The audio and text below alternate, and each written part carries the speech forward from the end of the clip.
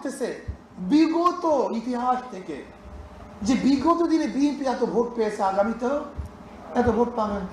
তা বিগত দিনে আওয়ামী লীগের নেতৃত্বে দেশ গঠন হয়েছে, এদের স্বাধীন হয়েছে, তারা ভালো তো পালাইছে কেন? এটা তো ইতিহাস। বিগত দিনে আওয়ামী লীগ ক্ষমতায় ছিল, আজকে ক্ষমতায় নাই কেন? বিগত দিনে বিএনপি ভোট পেয়েছে, আগামী তো ভোট পাবে সেই চিন্তা আছেন না কেন? মানুষ ভোট দিবে ওই যে ভোলাতে স্বামীকে আবদ্ধ করে তার স্ত্রীকে ধর্ষণ করার জন্য? কেন ভোট দিবে বিএনপিকে আমাকে বলুন।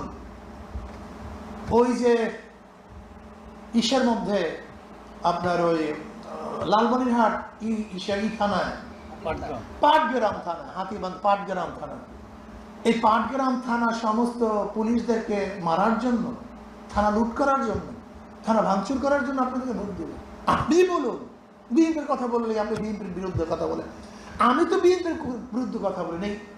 যারা সাংবাদিক আছে, মিডিয়া আছে, তারা কথা বলে, আমরা সেটা শুনায় দিই।